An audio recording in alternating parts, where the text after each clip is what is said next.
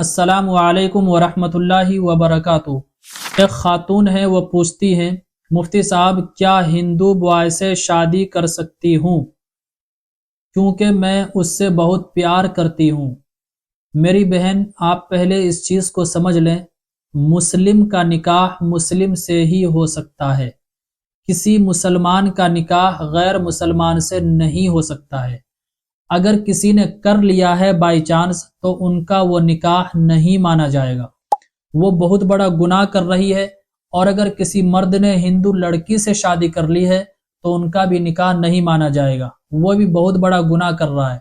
मुसलमान का गैर मुसलमान से निकाह हो ही नहीं सकता है, कोई सूरत ही नहीं है। निकाह करने के शराइत में से यह है कि लड़का लड़की दोनों का मुसलमान होना ज़रूरी है।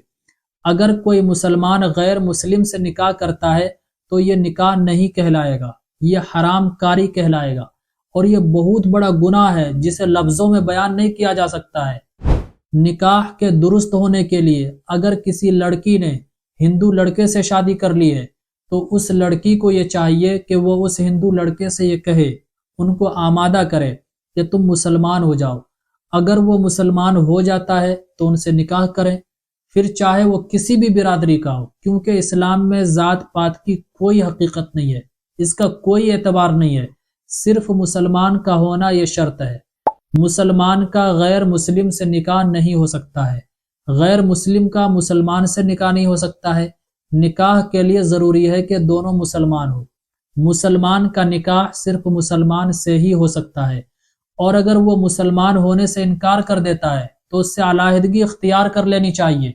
जिस तरह दुनिया के कानून होते हैं, हिंदुस्तान के आईन है, कॉन्स्टिट्यूशन है, उस पर अमल करना ज़रूरी होता है, एक्ट होते हैं।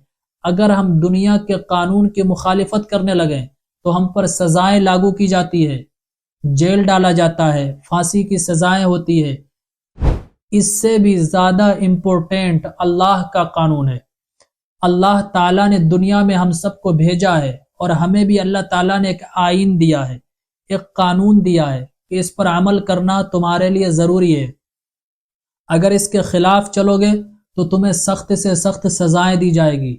जहन्नम को अल्लाह ताला ने इसीलिए तो बनाया है, जो अल्लाह के कानून की मुखालिफत करेगा, तो अल्लाह के हुक्म की जो मुखालिफत करेगा, अल्लाह के हुक्म के मुताबिक नहीं चलेगा, तो उनके लिए अल्लाह ताला ने जहन्नम बनाया है।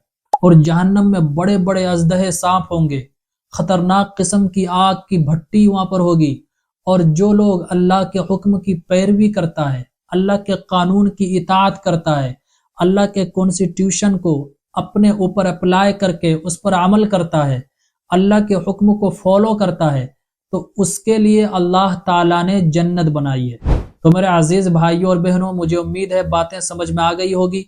इसको ज़्यादा से ज़्यादा सोशल मीडिया के जितने भी आइकॉन्स हैं सब जगह शेयर कीजिए, क्योंकि मुस्लिम लड़कियां बहुत ज़्यादा मुर्तद हो रही हैं और ज़र्रा बराबर भी अपने ईमान का ख्याल नहीं करती हैं।